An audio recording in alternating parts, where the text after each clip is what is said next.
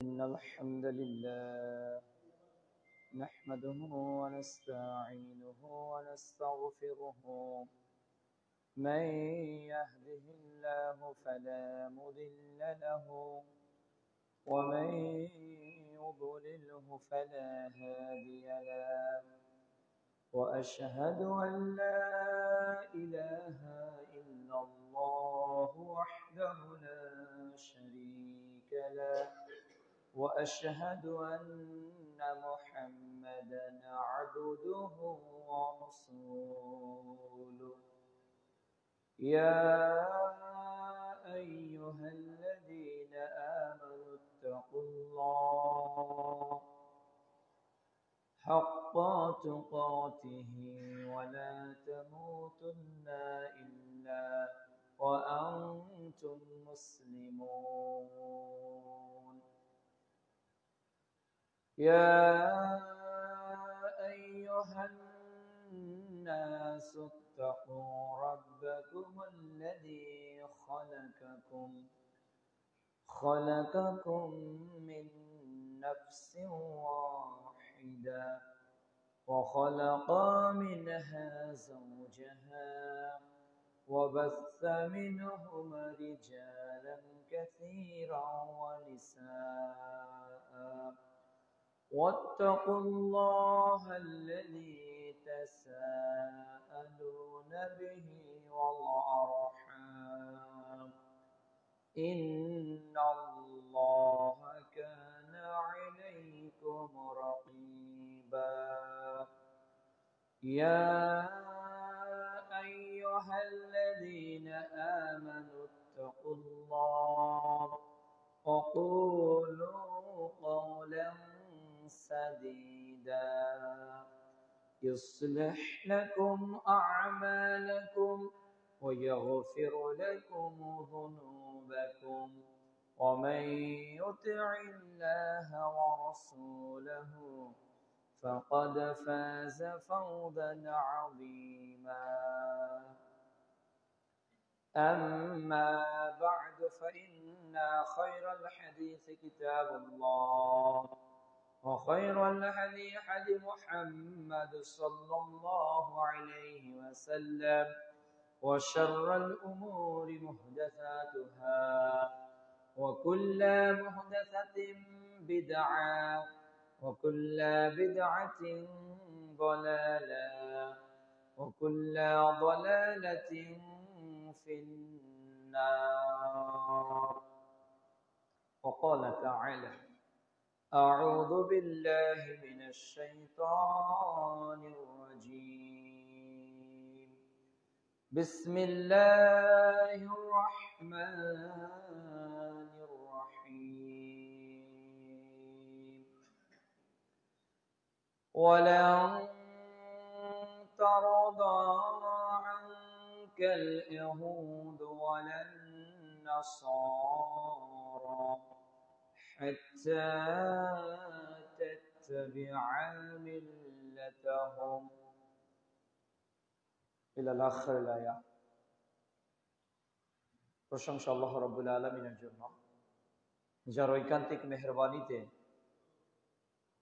আজকের এই জুমার খুতবা ও সালাত আদায়ের উদ্দেশ্যে দুনিয়াবী ব্যস্ততা থেকে ফারাগ হয়ে ত্রিমোহনী নদীর উত্তরপাড়া জামে মসজিদে আমরা উপস্থিত হতে পেরেছি। যে আল্লাহ রাব্বুল আলামিন আমাদেরকে আসার সুযোগ দান করেছেন, কৃতজ্ঞতা আদায় করছি আলহামদুলিল্লাহ। দরুদ ও সালাম বিশ্ব মানবতার মুক্তির দূত, মহাবিপ্লবের মহানায়ক মুহাম্মদুর রাসূলুল্লাহ সাল্লাল্লাহু আলাইহি ওয়াসাল্লামের প্রতি। আজ জুমার খুতবার আলোচ্য বিষয় মুসলমান ও ইসলাম ধ্বংসের নীল নকশা কিভাবে সমাজে বাস্তবায়ন হচ্ছে, এর এক নাতিদীর্ঘ তাত্ত্বিক বিশ্লেষণ করার চেষ্টা করব ইনশাআল্লাহুল আজিজ। রব্বিশরাহ লি সাদরি ওয়া ইয়াসসির লি আমরি واحلل عقدة من لساني يفقهوا قولي। আল্লাহ রাব্বুল আলামিন মানুষকে পথ চলার জন্য বিধান দিয়েছেন, বিধানকে বাস্তবায়নের জন্য নবী পাঠিয়েছেন। আল্লাহর পক্ষ থেকে এই দুইটি জিনিস আমাদের জন্য চূড়ান্ত। রাসূল সাল্লাল্লাহু আলাইহি ওয়াসাল্লাম বলছেন, আমি তোমাদের কাছে দুইটি জিনিস রেখে চলে গেলাম। একটি হলো কিতাবুল্লাহ, আল্লাহর কিতাব, আর একটি হলো সুন্নাতুর রাসূল, আমাদের নবীর আদর্শ। এই দুইটি হলো আমাদের পথ চলার চূড়ান্ত মানদণ্ড। এই পথকে বাধাগ্রস্ত করার জন্য যিনি আদম আলাইহিস সালাম এর জান্নাতের প্ররোচনাকারী ছিলেন, তিনি কিন্তু দুনিয়াতেও এখনো জীবিত আছেন। ইবলিস।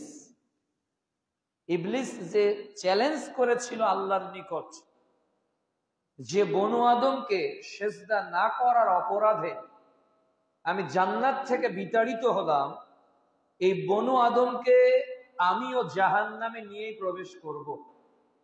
এই যে চ্যালেঞ্জ করেছে, এই চ্যালেঞ্জ আদম আলাইহিস সালামের যুগেও চলমান ছিল, যার বাস্তবতা ঘটেছে কাবিল হাবিলকে হত্যা করে ফেলেছে। এর বাস্তবতা ঘটেছে নূহ আলাইহিস সালামের যুগে। মানুষকে বলেছে যে তোমাদের নবী নূহ তো চলে গেল, আরো অনেক আল্লাহর পক্ষ থেকে নবীরা তো চলে গেল, এখন তাদের মূর্তি তৈরি করো। তাদের মূর্তি যদি তৈরি করতে পারো তাহলে তোমাদের ইবাদতে আগ্রহ জন্ম নেবে।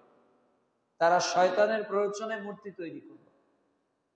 পরবর্তী জাতিকে শয়তান বলল যে আসলে তোমার বাপদাদারা এই মূর্তিরই ইবাদত করত। অতঃপর পরবর্তী নবী ইব্রাহিম আলাইহিস সালাম, মুসা আলাইহিস সালাম, ঈসা আলাইহিস সালাম, যত নবী এবং রাসূল এসেছেন, শয়তান প্রতি সময়ে নতুন মোড়কে মানুষকে বিভ্রান্ত করেছে, যাতে মানুষ জান্নাতের পথে পরিচালিত হতে না পারে। আর জান্নাতের পথে বাধাগ্রস্ত করার জন্য শয়তান আমাদেরকে সরাসরি বাধা কখনোই দেয় না। কেউ যদি আপনার সামনে দাঁড়িয়ে বলে যে আমি শয়তান, তুমি এটা করো, আমরা করব? কোনোদিনও কিন্তু করব না। শয়তান যদি তার পরিচয় প্রকাশ করে, কোনোদিনও আমরা শয়তানের আনুগত্য করব না। তাহলে শয়তান এমন কিছু করবে যাতে আমরা বুঝবো না যে এটা শয়তান, অথচ আমরা তার অনুসরণ করব। আমরা সূরা ফাতিহার শেষে আমিন বলি। সহিহ বুখারী প্রথম খণ্ড কিতাবুস সালাতের 782 নম্বর হাদিস, রাসূল সাল্লাল্লাহু আলাইহি সাল্লাম বলছেন, ইমাম যখন আমিন বলে ফাকাল আমিন, অতঃপর তোমরা আমিন বলো।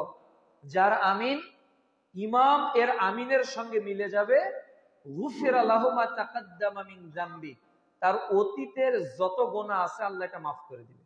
সুবহানাল্লাহ। তাহলে এক আমিনের কারণে গুনাহ কি হয়ে যায়? মাফ হয়ে যায়। ইবনে মাজাহ, তিরমিজিতে হাদিস এসেছে যে শয়তান, ইহুদিরা সবচেয়ে বেশি রাগান্বিত হয় যখন আমরা উচ্চস্বরে আমিন বলি। তাহলে আমাদের আমিন শুনে ইহুদিদের গাত্রদাহ শুরু হয়। কেন?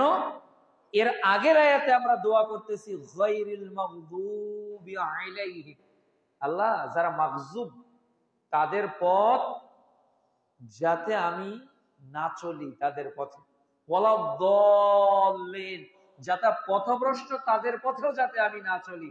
এই দুই পথ থেকে আমরা আল্লাহর নিকট রক্ষা চাই। সব মুসল্লি যখন আমিন বলে, ফেরেশতারাও তখন আমিন বলে। কাজী শয়তান চায় না যে আমরা তাদের পথ থেকে আল্লাহর পথে চলি। এজন্য আল্লাহ রাব্বুল আলামিন বলছেন সূরা ইনসান, সূরা অপর নাম সূরা দাহার, অধ্যায় ৭৬ আয়াত ৩, আল্লাহ তাআলা বলছেন, ইন্না হাদাইনাহুস সাবিলা ইম্মা শাকিরা ওয়া ইম্মা কাফুরা। আল্লাহ তাআলা পথ দেখিয়ে দিয়েছেন আমাদেরকে, যে কোনটা এই দুনিয়ার জীবন থেকে জান্নাতের পথে চলে গেছে আর কোনটা জাহান্নামের পথে। দুটাই আমাদের সঙ্গে স্পষ্ট। ইম্মা শাকিরা, আমরা কৃতজ্ঞ হতে পারি, ও ইম্মা কাফুরা, আমরা পথভ্রষ্ট হতে পারি। আল্লাহ তাআলা বলছেন সূরা বাকারা অধ্যায় 2 পারা 2 আয়াত 208 এবং আয়াত 168-তে, ওয়ালা তাত্তাবিউ খুতুওয়াতিশ শাইতান, শয়তানের পদাঙ্ক অনুসরণ করো না। শয়তানের পথ জান্নাতের পথ নাকি জাহান্নামের পথ? আমরা সবাই জানি শয়তান যে রাস্তা দিয়ে চলে, ওই রাস্তায় যেই হাঁটবে সেই কোথায় যাবে? জাহান্নামে চলে যাবে। আল্লাহ তাআলা বলছেন এই শয়তান মানুষের প্রকাশ্য শত্রু। এই শয়তান মানুষকে ধোঁকা দেয়। কিভাবে ধোঁকা দিবে? শয়তান মানুষকে ধোঁকা দিবে বিভিন্ন নীল নকশার মাধ্যমে। আমাদের পরিবারে, আমাদের সমাজে, আমাদের বাড়িতে, আমাদের অর্থনীতিতে, আমাদের বিবাহ নীতিতে, আমাদের পারিবারিক বন্ধনে এমন কিছু বিষয় ঢুকে গেছে ইতিপূর্বে যা আমরা মুসলমানরা কল্পনাও করতে পারি না যে এইগুলো আসলে বেধর্মীদের পরিচালনার এক একটা ষড়যন্ত্র। আমরা এই ষড়যন্ত্রগুলোর দুয়ার আজকে উন্মোচন করব আর আপনাদেরকে সতর্ক করব যে জাতি যাতে এর থেকে বিরত থাকে। সূরা বাকারা অধ্যায় 2 পারা 1 আয়াত 120-এ আল্লাহ তাআলা বলছেন যে ওয়ালান তারদা, তারা কখনোই রাজি হবে না, খুশি হবে না, আনকাল ইহুদা ওয়ালান নাসারা, ইহুদি নাসারারা তোমাদের প্রতি খুশি হবে না। কাদের প্রতি? আমাদের প্রতি। ইহুদি নাসারারা মুসলমানদের প্রতি খুশি হবে না, হাত্তা তাত্তাবিআ মিল্লাতাহুম, যতক্ষণ আমরা তাদের অনুসরণ না করি। আমরা যখন তাদের অনুসরণ করব তারা আমাদের প্রতি খুশি হয়ে যাবে, আর যখন অনুসরণ করব না তারা আমাদের প্রতি নাখোশ হয়ে যাবে, বেজার হয়ে যাবে। যতদিন তাদের নীতি মেনে চলেছে ততদিন কিন্তু তারা পানি ছেড়ে দেয়নি। যখন তাদের নীতির পরিবর্তন হয়েছে তারা বন্যা দিয়ে 8টি জেলাকেও তলিয়ে মেরেছে, তাই না? যখন আমরা নীতি নৈতিকতার কথা বলেছি যে মুসলমানদের অধিকার রয়েছে থাকার, তখন তারা 10 লক্ষেরও বেশি মায়ানমারের রোহিঙ্গা মুসলমানদেরকে বাই প্রেসারে বাংলাদেশে পাঠিয়ে দিয়েছে। কাউকে নদীতে ডুবিয়ে মেরে দিয়েছে, প্রকাশ্যভাবে ধর্ষণ করেছে, ছোট্ট ছোট্ট মাসুম শিশুদেরকে হত্যা পর্যন্ত করেছে। কিসের কারণে? তাদের অনুসরণ না করার কারণে। যখনই আপনার তাদের অনুসরণ করতেন আপনার কোনো বিপদ, গোটা বিশ্বে মুসলমানদের উপর কোনো বিপদ আসতো না যদি আমরা তাদের অনুসরণ করতাম। আজকে দেখুন চীনের জিংজিয়াং যে প্রদেশটা আছে, এই জিংজিয়াং প্রদেশে উইগুর যে মুসলমানরা আছে তাদেরকে একেবারে কৃত্রিম কারাগার বানিয়ে রেখে দেওয়া হয়েছে। তাদের উপর অমানবিক নির্যাতন করা হচ্ছে। মুসলমান নারীদেরকে এমন মেডিসিন পুশ করা হচ্ছে যাতে তারা গর্ভ ধারণ ক্ষমতা হারিয়ে ফেলে। তাদেরকে উলঙ্গ করে বিভিন্ন সেলগুলোতে ধর্ষণ করা হচ্ছে, ক্রমাগত ধর্ষণ করা হচ্ছে। কেন করা হচ্ছে? কেননা তারা তাদের দলের অনুসরণ করবে না, তারা একটাই দলের অনুসরণ করবে, বিসমিল্লাহি আলা মিল্লাতি রাসূলিল্লাহ।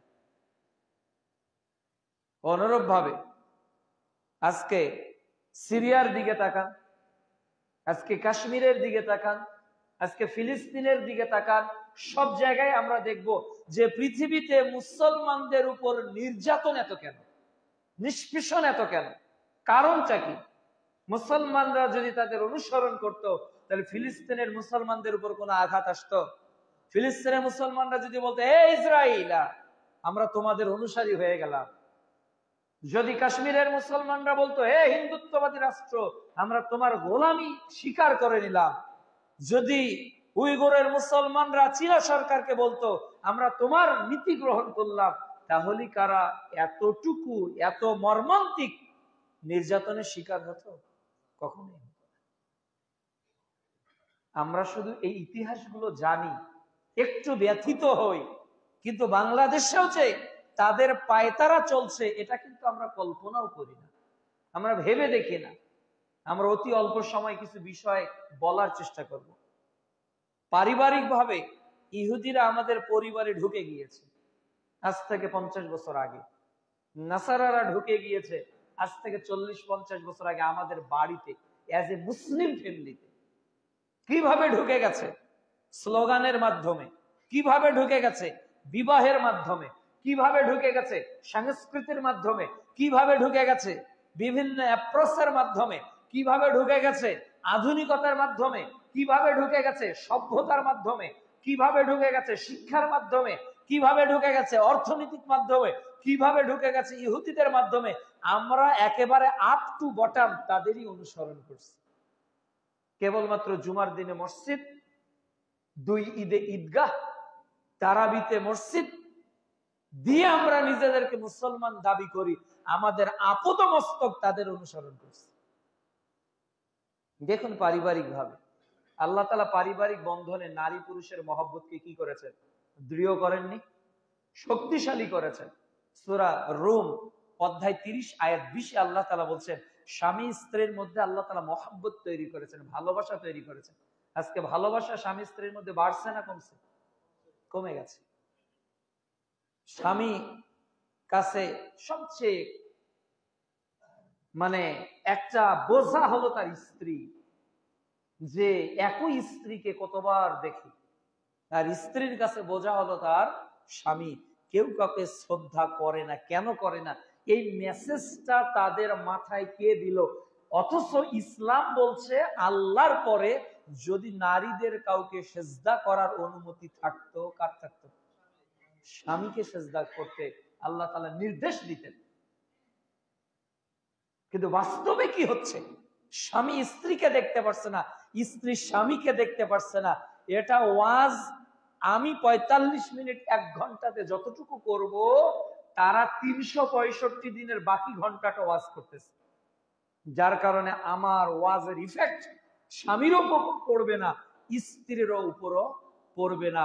কেননা স্বামীকে ধ্বংস তারা করেছে, স্ত্রীকে ধ্বংস তারাই করেছে। দেখুন কিভাবে করেছে। আজ নারীদের একটা স্লোগান শেখানো হয়েছে। এটা শুরু হয়েছে 1970 সালের দিকে ভারতে। এই স্লোগানটা কিন্তু ভারতে, আপনি উইকিপিডিয়ায় সার্চ দিবেন, কিন্তু বাংলাদেশের সবার মুখে মুখে এই স্লোগানটা। সেটা কি? 2টি সন্তানের বেশি নয়। এটা আপনি মুখস্থ করলেন কিভাবে বলেন তো? না আমরা সবাই জানি, শুনি না আমরা, আমিও জানি। 2টি সন্তানের বেশি নয়, একটি হলে ভালো হয়। আচ্ছা, এটা কি বাংলাদেশের কোন রাষ্ট্রীয় স্লোগান? বাংলাদেশের কোন গণস্বাস্থ্যের তৈরি করা স্লোগান না। এটা সর্বপ্রথম 1970 সালের পর ভারতের তৈরিকৃত একটা স্লোগান। এটা কিভাবে বর্ডার ক্লোজ করলো? কিভাবে বর্ডার অতিবাহিত করলো? এরপর 1980 থেকে 90 সালের মধ্যে আরেকটা স্লোগান তারা বের করেছে। সেটা হলো কি? ছেলে হোক মেয়ে হোক একটি যথেষ্ট। তাহলে এই স্লোগান গুলো আজকে আমাদের পরিবারে, আজকে স্বামীদের মধ্যে, আজকে স্ত্রীদের মধ্যে আছে না নাই? দেখবেন যে আমার বাবার ভাই হলো 4টা, বোন হলো 3টা, 7-8 জন, আর আমরা হলাম আরো কম, আর আমাদের সন্তান আরো কম। আমরা 2টার বেশি নিতে চাচ্ছি না। অথচ এই স্লোগানটাই হলো ইহুদিদের, এই স্লোগানটাই হলো নাসারাদের।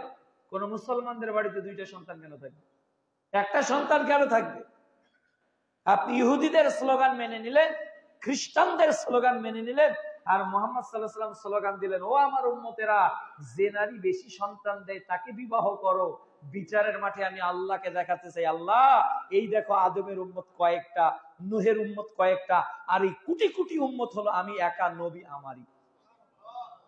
তাহলে মুহাম্মদ সাল্লাল্লাহু আলাইহি ওয়াসাল্লাম স্লোগান দিচ্ছে উম্মত তুমি সংখ্যা বাড়াও, আর ইহুদিরা নাসারারা বলতেছে তুমি সংখ্যা কমাও। তাহলে আমরা কার স্লোগান মেনে নিয়েছি, মুহাম্মাদের না ইহুদিদের? তাহলে আমাদের পরিবারে ইহুদিরা ঢুকে বসে আছে। আপনি তাহাজ্জুদের সালাত ঠিকই আদায় করতেছেন, কিন্তু আপনার স্ত্রীর জন্ম মা দেওয়ার ক্ষমতাকে আপনি বন্ধ করে দিয়েছেন। আপনি বন্ধ করে দিয়েছেন। আপনি মনে করতেছেন আপনার রিজিক কমে যাবে। আপনি মনে করতেছেন যে আপনার রিজিক কমে যাবে।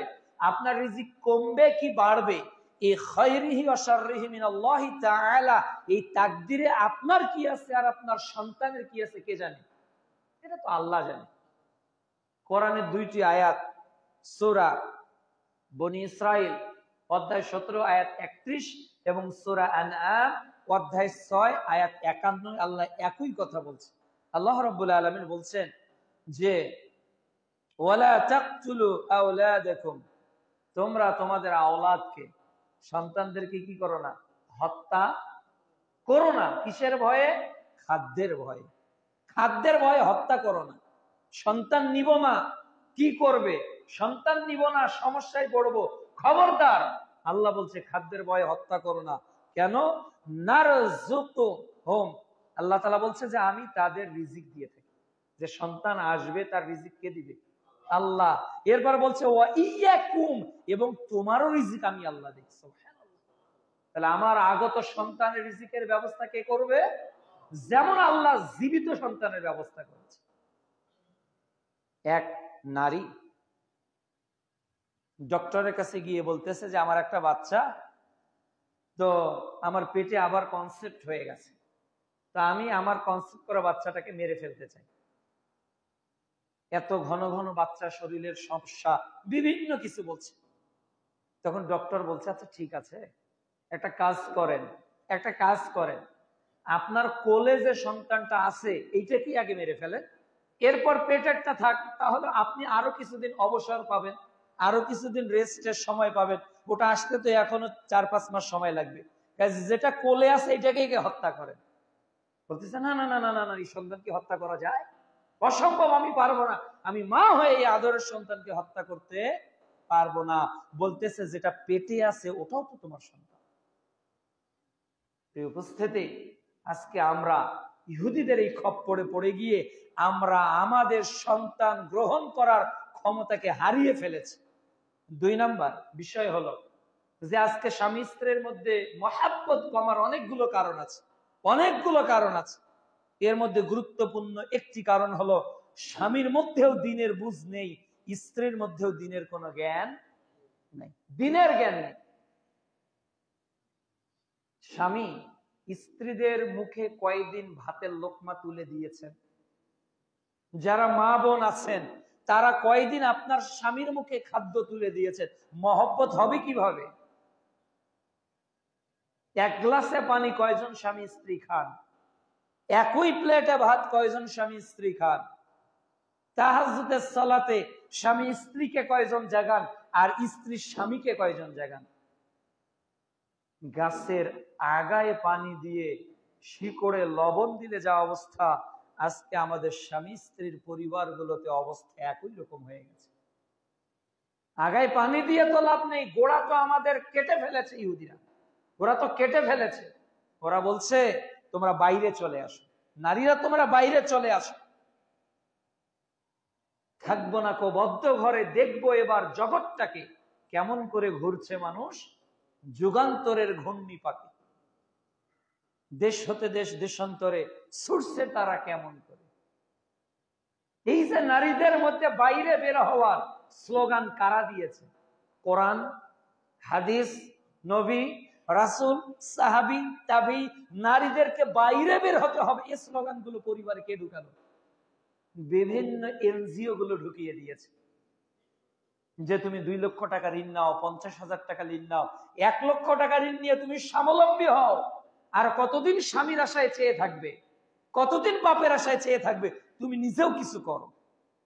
তাহলে স্ত্রীকে প্রলোভন দিল কিসের নামে? অর্থের নামে, অর্থের নামে। তুমি ইনকাম করতে পারবে তো। 2 নম্বর, তুমি চাকরি করো, 60% কোটা হলো প্রাইমারির নারীর আর 40% পুরুষের, তাই না? 20 বছর আগে আর্মিতে যত মহিলা ছিল আজকে 20 বছর পর তার চেয়ে বাড়ছে না কমছে? অনেক গুণ বেড়ে গেছে। আজকে 20 বছর আগে, 10 বছর আগে মহিলারা এইভাবে রাস্তা টহল দিত দেখেছিলেন কখনো? ঢাকা শহরের মানুষ আপনার 20 বছর আগে।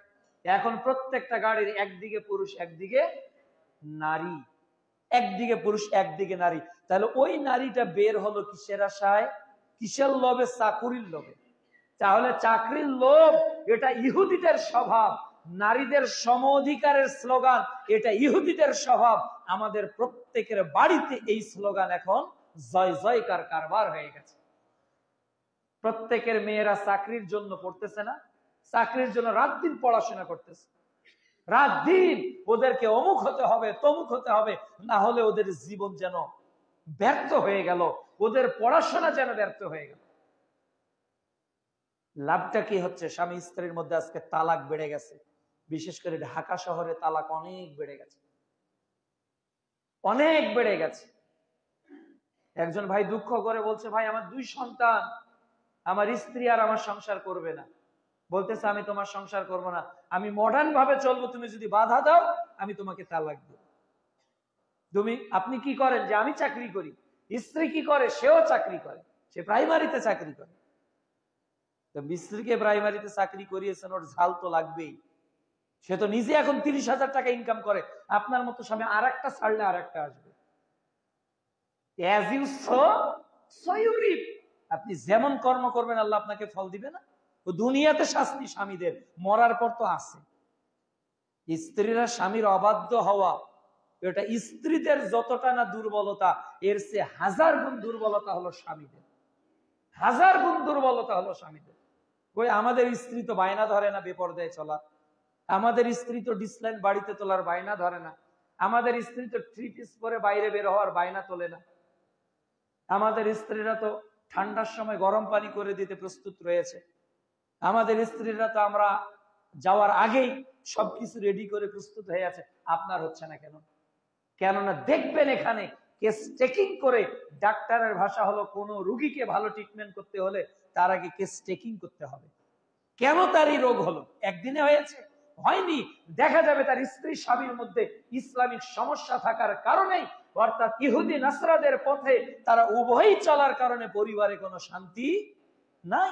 সে তো স্টার জলসা দেখতেছে, সেখানে নারীদের অনেক কিছুই আছে। সে তো জি বাংলা দেখতেছে, সেখানে নারীর অনেক কিছুই আছে। কেন আমি আমার স্বামীকে মেনে চলবো? কেননা স্টার জলসায় একজন স্বামী আছে, কিন্তু হাজারো বন্ধু বান্ধব আছে না নাই? আছে না? প্রিয় উপস্থিতি, এইভাবে আজকে মানুষ সন্তান কম গ্রহণ করছে, স্বামী স্ত্রীর মধ্যে মহাব্বত কম হয়ে যাচ্ছে, কেননা পরিবার থেকে আজকে নারীদেরকে বের করা হচ্ছে। অথচ কোরআনে আল্লাহ তাআলা বলছে, সূরা আহজাব অধ্যায় 33 আয়াত 33, ওয়াকারনা ফি বুয়ুতিকুন্না, তোমরা নারীদেরকে গৃহে রাখো, বাড়িতে রাখো। কে বলেছে? আল্লাহ তাআলা বলেননি যে কার কার নারীরা বাড়িতে থাকে, আর কার নারীরা প্রাইমারি হাই স্কুল কলেজের শিক্ষিকা, কার নারীরা সম অধিকারে নামা আর্মি পুলিশ বিজিবিতে চাকরি করতেছে। আল্লাহে আপনি চ্যালেঞ্জ করে বলতে পারি, তাদের পরিবারে কোটি টাকা থাকতে পারে, তাদের ঘরে এসি থাকতে পারে, লক্ষ টাকার বিছানা থাকতে পারে, কিন্তু তাদের পরিবারে আল্লাহর দেওয়া প্রশান্তির কোনো নিয়ামত নাই, কোনো নিয়ামত নাই। লাখ টাকার খাটে স্বামী একদিকে মুখ করে শুয়ে থাকে, স্ত্রী আর একদিকে মুখ করে শুয়ে থাকে।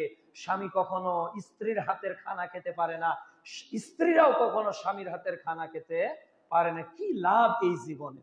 কি লাভ এই টাকা? কি লাভ এই সংসারে? অথচ আল্লাহ রাব্বুল আলামিন বলছেন, নারীরা হলো তোমাদের পোশাক, আর তোমরাও হলে স্ত্রীদের পোশাক।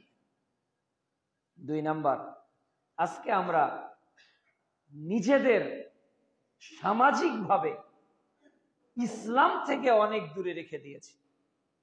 মানুষ সমাজবদ্ধ জীব, আমরা সামাজিকভাবে ইসলাম থেকে অনেক দূরে ডাইভার্ট হয়ে আছে। আল্লাহ তাআলা বলছেন যে সূরা নিসা অধ্যায় 4 আয়াত 1, আমি একজন নারী ও পুরুষের মাধ্যমে গোটা পৃথিবীর বংশ বিস্তার করেছি। কিন্তু এই সামাজিকতা আমাদের কতটুকু? সামাজিকতার মধ্যে যা আছে সবই এন্ট্রি ইসলাম। একটা স্বামী আর স্ত্রীর বিবাহের মাধ্যমে তাদের বন্ধন শুরু, তাই না? স্বামী এবং স্ত্রী। কিন্তু আমাদের বিবাহ কি ইসলামিক হচ্ছে? আমরা যেভাবে বিবাহ করি, যেভাবে স্ত্রী নিয়ে আসি, এগুলো অধিকাংশই অমুসলিমদের নীতি, অমুসলিমদের। কেবলমাত্র একজন হুজুর ডেকে নিয়ে এসে এত টাকা দেনমোহর, এত টাকা নগদ, অমুকের ছেলে অমুকের মেয়ের সঙ্গে শরঈ মুহাম্মাদি অনুযায়ী বিবাহ দিলাম, ছেলে বলবে কাবিল তো আলহামদুলিল্লাহ, আমি কবুল করলাম। এছাড়া বিয়ের আগে এবং পরে কোথাও ইসলাম নেই। দেখেন আপনার পরিবারে কোথায় ইসলাম আছে? যেই দিন মেয়েকে দেখতে গেছেন সেই দিন এনগেজমেন্ট করেছেন, স্ত্রীর ওই যাকে বিবাহ করবেন তার হাতে একটা আংটি ঢুকিয়ে দিয়েছেন, তাই না? যে ঢুকিয়ে দিয়েছে সে কাবিরা গুনাহ করেছে। যাকে বিবাহ করেননি তার হাত ধরলেন কেন? বলেন আপনি তার হাত ধরলেন কেন? এটা কে শিখেছে? আপনি এঙ্গেজমেন্ট উইকিপিডিয়া সার্চ দেন, কারা এটার উৎপত্তি করেছে? আল্লাহ রাসূল, আবু বকর, ওমর, ওসমান আলী, কে করেছে? দেখবেন ইহুদিদের কাছ থেকে এসেছে, খ্রিস্টানদের কাছ থেকে এসেছে, পাশ্চাত্যের সভ্যতা থেকে এসেছে। আল্লাহর কসম এটা ইসলামিক কোন সংস্কৃতি বা সভ্যতা নয়। ঢুকে গেছে কোথায়? মুসলমানদের বিবাহ। গায়ে হলুদ, গায়ে হলুদের অনুষ্ঠান আমরা যেটা করি এটা সম্পূর্ণ হিন্দুয়ানি অনুষ্ঠান, সম্পূর্ণ হিন্দুদের কাছ থেকে আসে। একজন মহিলা বসে আছে, তার খালাতো ভাই, মামাতো ভাই, চাচাতো ভাই তার গলে হলুদ দিয়ে দিচ্ছে, মিষ্টি আছে মিষ্টি খাওয়াই দিচ্ছে, তাকে 50, 100, 200, 500, 1000 টাকা দিয়ে চলে যাচ্ছে। হয় না এদিকে? এভাবে হয়। আবার গায়ে হলুদের অনুষ্ঠান আছে, মেয়ে পক্ষ ছেলে পক্ষের বাড়িতে যায়, ছেলে পক্ষ মেয়ে পক্ষের বাড়িতে আসে। এ সবই ইহুদি নাসারাদের, সবই ইহুদি নাসারাদের তরিকা। এই বিয়েতে অংশগ্রহণ করাই জায়েজ নয়, এই বিয়েতে অংশগ্রহণ করাই জায়েজ নয়। খাওয়া তো অনেক দূরের কথা, অংশগ্রহণ করাই যাবে।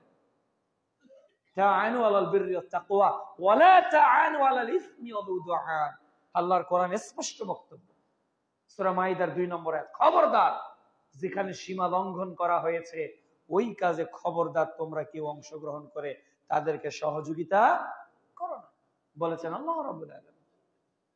আবার খালাতো ভাইয়ের গায়ে কে হলুদ মাখিয়ে দিচ্ছে? খালাতো বোন, মামাতো বোন, ফুফাতো বোন হলুদ মাখিয়ে দিচ্ছে। গায়ে হলুদের শাড়ি বাজারে কিনতে পাওয়া যায় না? এই শাড়ি কে তৈরি করলো? এই শাড়ি কেন মুসলমানদের মেয়ের গায়ে? চলছে কিসের নামে? সামাজিকতার নামে। এটা হলো সামাজিকতা, না হলে কি স্ট্যাটাস বনে? তাহলে ব্যাকডেটেড হুজুর এগুলো কি আলোচনা করে? আমাদের সমাজ এটাই চলবে, এইটাই যে সমাজ, এর সংজ্ঞা কোথায়? এইটাই যে সামাজিকতা, সংজ্ঞা লাগবে না? এইটা যে পাঞ্জাবি, এর একটা সংজ্ঞা লাগবে না? এটা যে ফ্যান, একটা সংজ্ঞা লাগবে না? তুমি যে ওইটা সামাজিকতার দোহাই দিয়ে করছো, তো কোন কিতাবে লেখা আছে এটার নাম সামাজিকতা? দেখাও দেখি, কোন কিতাবে লেখা আছে এটার নাম সামাজিকতা?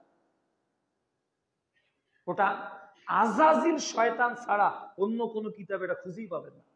ওটা বাইবেলে খুঁজে পাওয়া যাবে না, ওটা ত্রিপুটকে খুঁজে পাওয়া যাবে না, ওটা মহাভারতে খুঁজে পাওয়া যাবে না, ওটা পাওয়া যাবে শয়তানের কিতাবে, ওটা মানুষ সভ্য মানুষের কিতাবে খুঁজে পাওয়া যাবে। এরপর দেখেন আপনারা, আমরা বিয়েতে কি করতেছে? 7 দিন ধরে গান বাজনা চলছে, 7 দিন ধরে। ওটা আধুনিকতা, এর নাম কি? আধুনিকতা। কার বিয়েতে হচ্ছে না? বাবা মা ছেলে দাদা দাদি নানা নানি সবাই নাচছে, দুলাভাই এসেছে নাচানাচি করার জন্য শালীদের সাথে, সবাই ভিজছে, শালীর গোসল দুলাভাই করাচ্ছে, আবার ছেলের গোসল করাচ্ছে চাচাতো মামাতো বোন। এর চেয়ে নির্লজ্জ, এর চেয়ে বেহেয়াপনা মুসলমানদের সামাজিকতার নামে আর কি হতে পারে? আজকে পরিবারগুলোতে এটা ঢুকে গেছে, ইসলাম ধ্বংসের নীল নকশা এভাবে তো সমাজে বাস্তবায়ন হচ্ছে। শুধু তাই না, আজকে বিউটি পার্লার আছে না?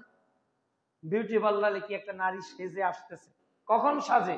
সকালে গেছে, বিবাহ এশার পর। তাহলে ওর জহরের সালাত নেই, ওর আসরের সালাত ওর উপর ফরজ না, মাগরিব ফরজ না, এশা ফরজ না?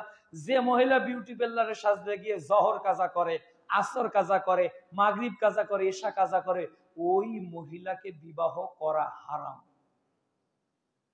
আল্লাহ রাব্বুল আলামিন বলছেন, হে পুরুষেরা, যারা মুশরিক, তাদের, যারা মুশরিক নারী তাদেরকে তোমরা বিবাহ করো না।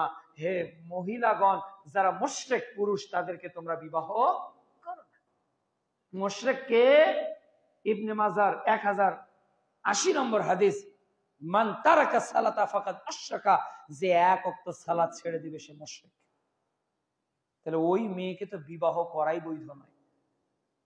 ও বিউটি পার্লারে 3 ঘন্টা আগে সেজে আছে, 5 ঘন্টা আগে সেজে আছে, ওর উপর সালাত ফরজ নয়। ও উজু করলে তো ওর মেকআপ নষ্ট হয়ে যাবে, তাই না? এগুলো কখনো মুসলমানদের পরিবারে শোভনীয় ছিল না, কিন্তু ওরা বিউটি পার্লারের নামে, বিবাহের নামে আজকে আমাদের পরিবারে ঢুকেছে।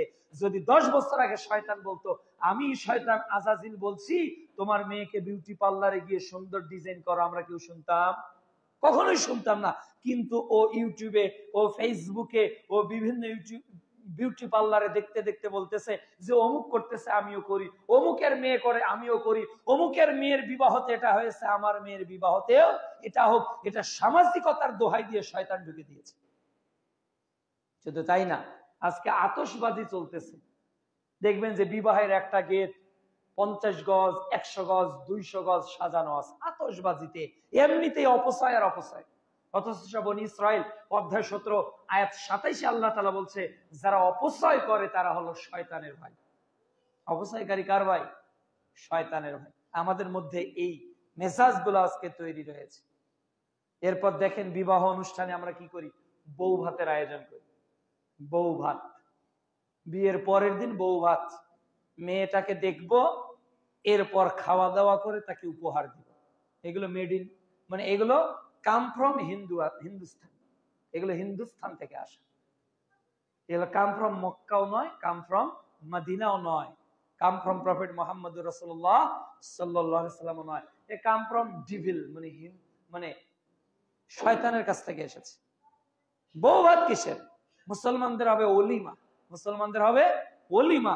বিবাহের পরের দিন ছেলে খোরমা খাওয়াবে, উটের গোস্ত খাওয়াবে, সাধ্য অনুযায়ী মুরগির গোস্ত খাওয়াবে, যার যতটুকু সামর্থ্য আছে। বিবাহের পরের দিন সে মানুষকে বিবাহের অনুষ্ঠানের ঘোষণা দিয়ে খাওয়াবে। এর নাম ওলিমা। বৌভাত ইসলামে হারাম, বৌভাত ইসলামে নেই। অথচ বৌভাবের দোহাই দিয়ে সামাজিকতার নামে কত কৃষ্টি কালচার আজকে সমাজে চলছে, এগুলো নাকি সামাজিকতা। এরপর দেখুন আজকে অতিরিক্ত খরচ। একটা শেরওয়ানি দাম তার 25,000 টাকা। কয়দিনের জন্য পড়বে? একদিনের জন্য। একটা ঘোমটা দিয়েছে, মুকুট পরেছে, ওই মুকুট বিবাহের ওই বৈঠক ছাড়া আর অন্য কোনো কাজে লাগে? এগুলো কি অপচয় না কমন সেন্সের বিষয়? নারীকে একটা শাড়ি পরাতে হবে, যে শাড়ির দাম 50,000, 60,000, 70,000 টাকা, কেন পরাতে হবে? অথচ একটা বোরকা আপনি 1500, 2000, 1200 টাকায় কিনে দিতে পারেন। বোরকা দিয়েই মেয়েকে আপনার বাড়িতে নিয়ে আসতে হবে যদি আপনি পুরুষ হয়ে থাকেন। বোরকা পরেই আপনার শ্বশুর বাড়ি থেকে আপনার স্ত্রীকে নিয়ে আসতে হবে যদি আপনি পুরুষ হয়ে থাকেন। যদি কাপুরুষ হয়ে থাকেন তাহলে খাওয়াবেন আপনি, পরাবেন আপনি, দেখাবেন গোটা বাংলাদেশে। মোহর কে দেয়? স্বামী দেয়। ওই স্ত্রী থাকার জন্য খাটের কে ব্যবস্থা করেছে? স্বামী ব্যবস্থা করেছে। ওই স্ত্রী থাকবে এজন্য ঘর কে তৈরি করেছে? স্বামী তৈরি করেছে। ওই স্ত্রী রান্না করবে এজন্য ম্যাজিক চুলা, ওভেন, গ্যাস কে কিনেছে? স্বামী কিনেছে। ওই স্ত্রী যাতে ডাইনিং টেবিলে খায় 1.5 লক্ষ টাকা দিয়ে ডাইনিং টেবিল কে কিনেছে? স্বামী কিনেছে। প্রতি মাসে 1500, 2000, 3000 টাকা কারেন্ট বিল হয়, কে প্রদান করবে? স্বামী প্রদান করবে। তাহলে আপনার দেওয়া কারেন্ট বিল, আপনার দেওয়া রান্নাঘর, আপনার দেওয়া ম্যাজিক চুলা, আপনার দেওয়া আলতা, আপনার দেওয়া প্রসাধনী সে গায়ে মেখে সৌন্দর্য মণ্ডিত হয়ে সে মানুষকে তার সৌন্দর্য দেখাবে। টাকা আপনার আর দেখবে মানুষ। এ তো বোকামি ছাড়ার কিছুই না, পাগলামো। এটা তো পাগলামো ছাড়ার কিছুই না। আমার স্ত্রীকে মানুষ দেখবে মানে, আমার মেয়েকে মানুষ দেখবে মানে, আমি সম্ভ্রান্ত পরিবারের লোক। আমার স্ত্রীকে মানুষ কোশ্চিন কালেও দেখতে পারে না, আমার মেয়েকে মানুষ কোশ্চিন কালেও দেখতে পারে না। কেন? আমি সম্ভ্রান্ত পরিবারের, আমি সম্ভ্রান্ত পরিবারের। এখানে চট করে একটা কথা আপনাকে বলি। 71 সালে আমরা একটা সঙ্গীত গাওয়া শুরু করেছি, রবি ঠাকুরের লেখা সঙ্গীত, যা লেখা হয়েছে বঙ্গভঙ্গ 1905 সালে। সেই সময়ের সঙ্গীত কি করে স্বাধীনতার জাতীয় সঙ্গীত হয়ে গেল, তাই না? কিন্তু রবি ঠাকুরের আর একটা ইতিহাস আমাদের জানা নেই। রবি ঠাকুরের মা যখন গঙ্গাতে স্নান করতে যেতেন তখন পালকি নিয়ে যেতেন। রবি ঠাকুরের মা যখন গঙ্গাতে নামতেন, যেখানে নামবেন পুরো জায়গাটা কাপড় দিয়ে ঘিরে ফেলতেন। এরপর রবি ঠাকুরের মা গঙ্গাতে ডুব দিয়ে এরপর কাপড় পরিবর্তন করতেন, এরপর পালকিতে উঠে শব্দ করতেন। তখন পালকি বহনকারীরা বুঝতে পারতেন, হ্যাঁ রবি ঠাকুরের মা এখন পালকিতে উঠেছে। তারা রবি ঠাকুরের মাকে নিয়ে বাড়িতে আসতেন। তাহলে রবি ঠাকুরের মায়ের পর্দাটা তোমরা গ্রহণ করো নাই, কিন্তু রবি ঠাকুরের সঙ্গীতটা গ্রহণ করেছে। আচ্ছা, মা না হলে কি রবি ঠাকুরের জন্ম হতো? হ্যাঁ, মা আগে না সন্তান আগে? মা আগে না সন্তান আগে? তো মায়ের পর্দাটা এদেশের মানুষ গ্রহণ করলো না, কিন্তু বঙ্গভঙ্গ হ্রদের কবিতাটা ঠিকই বাংলাদেশের মানুষ গ্রহণ করলো। তার মানে শয়তান যেটাতে খুশি হয় আমরা সেইটা করতে রাজি আছি, আর শয়তান যেটাতে নাখোশ হয় ওটা রবি ঠাকুরের মাও করলে আমরা রাজি নেই। এ হলো মুসলমানদের বর্তমান চরিত্র। আজকে এটাই হলো আমাদের সামাজিকতা। আজকের সমাজে জেনা সহজ, আপনার বিবাহ কঠিন। জেনা কি সহজ, 200 টাকায় জেনা সম্ভব, আর বিবাহটা কি কঠিন কঠিন কঠিন হয়ে গেছে। দেখলেন না আপনি 21 বছরের যুবকটা শ্বাসরুদ্ধ করে নিজের মায়েকে হত্যা করলো, এরপর ডিপ ফ্রিজে রেখে ডাকাত মেরেছে, নাটকও সাজালো, তাই না? কেন হচ্ছে এগুলো? 500 টাকা মা দেয়নি। কেন দেয়নি? কেন দেয়নি? তার গার্লফ্রেন্ড রয়েছে, তাই না? তার সম্পর্ক আছে। মা জানতো না গার্লফ্রেন্ড আছে? মা জানতো, আগে বকাঝকা করেছে। তো গার্লফ্রেন্ড থাকলে মায়েরা বকাঝকা করে, কিন্তু ছেলেকে বিবাহ দেয় না। কেন দেন না? যেই দিন আপনার ছেলে গার্লফ্রেন্ডের প্রয়োজনীয়তা অনুভব করেছে, আপনাকে বুঝতে হবে আপনার ছেলের জৈবিক চাহিদা তৈরি হয়েছে। যেই দিন আপনার মেয়ের সঙ্গে কোন বন্ধুকে একই রিকশায় উঠতে দেখবেন, ওই দিন আপনি পিতা, আপনাকে বুঝতে হবে আপনার মেয়ের ষড়ঋতুর চাহিদা তৈরি হয়েছে। আপনি যদি আপনার মেয়েকে বিবাহ না দেন, আপনি যদি আপনার ছেলেকে বিবাহ না দেন, ওই দিনের পর থেকে যতদিন আপনার ছেলে, যতদিন আপনার মেয়ে আপনার তত্ত্বাবধানে থেকে ওই বয়ফ্রেন্ড আর গার্লফ্রেন্ডের সঙ্গে কথোপকথন করবে, যতবার জেনার পাপ করবে, বাপের আমল নামায় যুক্ত হবেই হবে। কেন বিয়ে দিলেন না? আপনার মেয়ের বয়স যখন 14 বছর, তখন বিয়ে দেন যদি তার প্রয়োজন হয়। আপনার ছেলের বয়স 18 বছর, তার প্রয়োজন হতে পারে, বিবাহ দেন। আরে রিজিকের ফয়সালা তো উপর থেকে হবে। কিন্তু জেনার ফয়সালা যে আপনার পাপে কাঁধে জন্ম নিচ্ছে, এর হিসাব কিভাবে দিবেন? এর হিসাব আপনি কিভাবে দিবেন বিচারের মাঠে? যদি ছেলেকে কন্ট্রোল করতে চান, তাহলে জেনারেল শিক্ষা ছেলেদের জন্য হারাম করে দেন। ওকে মাদ্রাসায় রাখেন, আপনার কাছে রাখেন, ওর মোবাইলটা কেড়ে নেন, তাহলে ছেলে আপনার নিয়ন্ত্রণে থাকতে পারে। ডিসপ্লেন বাড়িতে রাখা বন্ধ করে দেন, আপনার বাড়িতে কোনো অ্যান্ড্রয়েড সেট থাকবে না, তাহলে আশা করা যায় আপনার ছেলে মানুষের খপ্পরে পড়বে না। ছেলেকে একেবারে ব্রয়লার মুরগি যেভাবে শেডের মধ্যে রাখে ওইভাবে রাখতে হবে, তাহলে আপনার ছেলে আর ভুল পথে যাবে না। ছেলেকে আপনি হাতে অ্যান্ড্রয়েড ফোন তুলে দিবেন, ছেলেকে আপনি ফ্রি ওয়াইফাই এর ব্যবস্থা করে কানেক্ট করে দিবেন, ছেলের সঙ্গে বান্ধবী হাঁটাহাঁটি করবে, ছেলে আবার বন্ধু বান্ধবের সঙ্গে মেশামেশি করবে, আর রাতে বাড়ি ফিরবে, ও নাইট ক্লাবে যাবে, আর মনে করবেন ছেলে আপনার ইমাম বুখারী হবে আর মেয়ে আপনার মারিয়ম হবে। এটা তো কোনোদিনও সম্ভব না, এটা কোনোদিনও সম্ভব না। এই সন্তান হত্যা করেছে, এর পিছনে দুইটা ইতিহাস, দুইটা আমাদের প্রমাণ দিয়ে গেল। আজকে পরিবারের দিনের শিক্ষা না থাকার কারণে একটা ছেলে তার মাকে কিভাবে সম্মান করবে সে এটা জানে না। আর 2 নাম্বার, আজকে কো এডুকেশন থাকার কারণে, আজকে যৌথ শিক্ষা ব্যবস্থা থাকার কারণে আজকে ছেলেরা নারীর প্রতি আসক্ত হচ্ছে, আর নারীরা ছেলের প্রতি আসক্ত হচ্ছে। আর বাপ মা যদি বিবাহ না দিতে চায়, কেউ গলায় দড়ি দিচ্ছে, কেউ বিষ খাচ্ছে, আবার কিছু ভিডিও পাওয়া যায় ওরা মানে 2 জন যে যাকে ভালোবাসে 2 জন একসঙ্গে গাছে ঝুলছে, এমনও ভিডিও ফুটেজ পাওয়া যাচ্ছে না? কি মহব্বত, কি ভালোবাসা! নাউযুবিল্লাহি মিন যালিক। ধিক শতধিক ওই পিতার জন্য, ধিক শতধিক ওই মায়ের জন্য, ওই মেয়ের জন্য যে তার মেয়েকে নিয়ন্ত্রণ করতে পারে না, যে তার ছেলেকে নিয়ন্ত্রণ করতে পারে না। 2 কারণে পারে না। 1, তাকে শরীয়ত বোঝায় নাই। 2, তার প্রয়োজনের সময় তাকে বিবাহ দেয়নি। তার প্রয়োজনের সময় তাকে বিবাহ দেয়। সন্তান ইন্টার পাস করেও বিবাহ দিতে পারে, তাহলে সন্তানের কি হয়ে গেল? ওর চোখ আর অন্য দিকে যাবে না। আপনার বৌমাও পড়াশোনা করবে, আপনার ছেলেও পড়াশোনা করবে। সমস্যা কোথায়? সমস্যা কোথায়? তখন বলবে না না না না না না না, লোকে কি বলবে, সমাজ কি বলবে, মেয়ের বাপ বলবে ছেলে তো এখন কিছুই করতে পারে না। থাক, ওরা যখন পায়ে দাঁড়াবে, ছেলের যখন চাকরি হবে, তখন ওদের বিবাহ দিব। এতদিন কি করবে? ওরা আসা যাওয়া করুক, ওরা একসঙ্গে গ্রুপ স্টাডি করুক, তাতে কোনো সমস্যা নাই। নাউযুবিল্লাহি মিন যালিক। এটা কি সমাজ?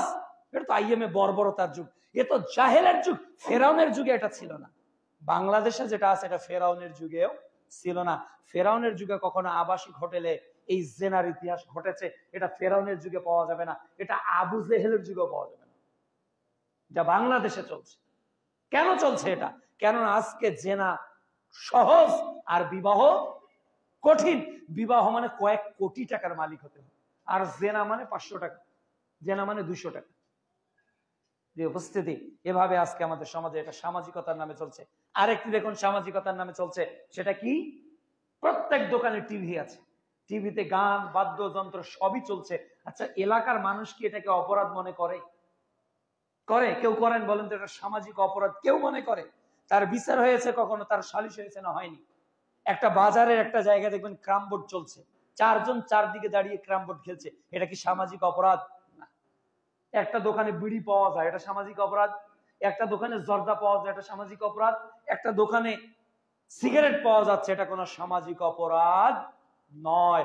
কিন্তু আব্দুর রহমানের বাড়িতে যদি টয়লেটের একটা লাইন প্রকাশ্যভাবে খুলে দেওয়া হয় আর সেফটি ট্যাঙ্কি না থাকে, দুর্গন্ধ যদি ডানে বামে সামনে পিছনের বাড়িতে চলে যায়, তাহলে মানুষ তাকে বয়কট করবে কিনা? তার বিচার হবে কি হবে না? তাকে মসজিদে ডেকে আনবে, তাকে আপনার কাউন্সিলরকে ডেকে আনা হবে যে আব্দুর রহমান আপনি করেছেন কি? কেন? কি করেছি? এই যে টয়লেটের লাইট প্রকাশ্য ভাবে দিয়েছেন, কোথায় দিয়েছেন? আপনার জমিতে কেন দিয়েছেন? পরিবেশ দূষণ হচ্ছে না? তো সামান্য মানুষের একটা ময়লা, একটা টয়লেট, একটা পায়খানা, ওটা উঠানে পড়ে যদি সেফটি ট্যাঙ্কি না থাকার কারণে পরিবেশ দূষণ হয়, এই পরিবেশ দূষণের কারণে কি হতে পারে? এটার কারণে কি হতে পারে? তার শরীরের কতটুকু ক্ষতি হতে পারে সায়েন্টিফিক ভাবে? এই গন্ধটা তার জন্য ক্ষতিকর, কিন্তু সায়েন্টিফিক ভাবে তার কি ক্যান্সার হবে? তার আলসার হবে? তার পাকস্থলীতে টিউমার হবে? তার রক্তে শূন্যতা দেখা দিবে? তাই ডায়াবেটিস দেখা দিবে? কিছু দেখা দিবে? কিচ্ছু হবে না। কিন্তু যেগুলো সামাজিকতার নামে প্রকাশ্যভাবে জেনা চলছে, ক্রামবোর্ড খেলা চলছে, লুডু খেলা চলছে, এগুলোর মাধ্যমে সমাজ পুরোটাই ধ্বংস হয়ে যাচ্ছে না? এগুলো কি আব্দুর রহমানের পায়খানার থেকেও খারাপ জিনিস না?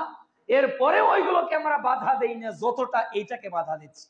তাহলে শয়তান আমাদেরকে নিয়ে কিভাবে খেলছে এটা কিন্তু আমরা কেউই বুঝতে পারছি। 3 নাম্বার, আজকে আমাদের অর্থনীতি কোথায় গিয়ে দাঁড়িয়ে গেছে? শয়তান আজকে দেখেন, গোটা পৃথিবীতে মুসলিম রাষ্ট্র আছে কয়টা? 57টা, তাই না? গোটা পৃথিবীতে মুসলিম রাষ্ট্র আছে 57টা। মুসলিম রাষ্ট্রের একটা ইসলামিক সহযোগী সংস্থা আছে, যেটা organisation of Islamic cooperation, Islamic সহযোগিতা সংস্থা। এই 57টা মুসলিম দেশ একদিনে তৈরি হয়নি। আজকে বাংলাদেশ, পাকিস্তান, এই মুসলিম রাষ্ট্রগুলো একসঙ্গে ছিল না। আজকে এই যে আপনার মিডল ইস্ট, এই যে মক্কা, এরপর আপনার বলেন ইরান, ইরাক, এই যে সৌদি, এই যে আরব আমিরাত, এই যত রাষ্ট্রগুলো আজকে এগুলো দিন দিন কি হয়ে যাচ্ছে? বিভক্ত হয়ে যাচ্ছে বিভিন্ন কারণে। এই ডিভাইড এন্ড রুলস, এটা হলো ইহুদিদের চরিত্র। এগুলোর মাধ্যমে তারা আমাদের ইকোনমিকে আঘাত করেছে, অর্থনীতি আঘাত করেছে, যার কারণে আজকে মুসলমানদের অর্থনীতি সুদযুক্ত অর্থনীতি, আজকে মুসলমানদের অর্থনীতি ঘুষ যুক্ত অর্থনীতি, আজকে মুসলমানদের অর্থনীতি যাকাত মুক্ত অর্থনীতি, যার কারণে আজকে আমরা হালাল হারাম কোনো বাদ বিচার করতেছি না।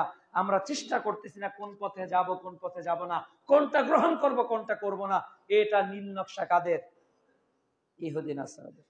4 নাম্বার, তারা প্রাতিষ্ঠানিক ভাবে যা শুরু করেছে, বিশেষ করে শিক্ষা ক্ষেত্রে, আজকে শিক্ষার নামে যে বেহেল্লাপনা, পোশাকের নামে, সংস্কৃতির নামে, দিবসের নামে, আচার অনুষ্ঠানের নামে সব মানুষকে ডাইভার্ট করে অনিসলামিকতার দিকে নিয়ে যাচ্ছে। অথচ ইসলামী শিক্ষা ব্যবস্থা আর মুসলমান শিক্ষা ব্যবস্থার মধ্যে রাত দিন পার্থক্য আমরা কেউ ভাবছি না। অনুরূপ ভাবে আজকে দিবসের কোন বাংলাদেশে শেষ নেই। কত দিবস, একগুলো দিবস চলে গেছে 16 বছরে, আবার নতুন দিবসের উত্থান কিন্তু তৈরি হচ্ছে না? এখন যারা শহীদ হয়েছে তাদের নামে স্টেডিয়াম হবে, তাদের নামে এটা হবে, তাদের নামে ওটা হবে। এই যে মানে মুদ্রার এপিটার ওপিট। আমরা দিবস মুক্ত বাংলাদেশ চাই, আমরা অপসংস্কৃতি মুক্ত ইসলামিক সংস্কৃতি চাই, আমরা বাংলাদেশে পোশাকের স্বাধীনতা চাই, আমরা বাংলাদেশে শিক্ষার স্বাধীনতা চাই, আমরা বাংলাদেশের সাংস্কৃতিক স্বাধীনতা চাই, আমরা বাংলাদেশে অর্থনৈতিক স্বাধীনতা চাই।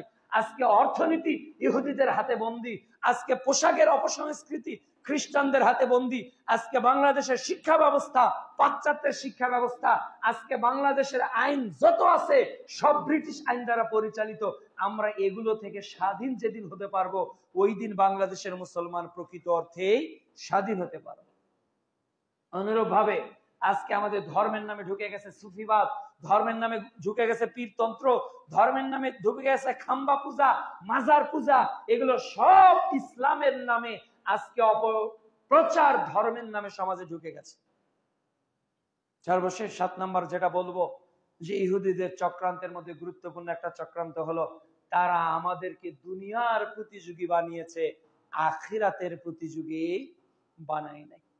তারা আজকে আমাদেরকে দুনিয়ার গোলাম বানিয়েছে, আখিরাতের গোলাম বানায় নাই। আপনার বাড়িতে একটা সামনে বিএমডব্লিউ কার গেল, একাধিকবার উদাহরণ দিয়েছি, বিএমডব্লিউ কারের পিছনে একটা কুকুর দৌড়াচ্ছে। একজন বলতেছে আরে কুকুরটা কেন দৌড়াচ্ছে, ও কি বিএমডব্লিউ কারটাকে ধরতে পারবে? পাশের আর একজন বলছে যদিও বিএমডব্লিউ কারটাকে ধরতেও পারে এরপর কি করবে? বলেন এরপর কি করবে? কোনো লাভ আছে? 100 বছর আগে যারা ছিল আজকে কি তারা বাংলাদেশে আছে, পৃথিবীতে আছে? 100 বছর পর আজকে যারা আমরা আছি, 100 বছর পর কি আমরা পৃথিবীতে থাকবো? তাহলে 100 বছর আগে যারা ছিল তারা পৃথিবীতে যেমন ছিল না, 100 বছর পর আমরাও থাকবো না, এটাই চূড়ান্ত।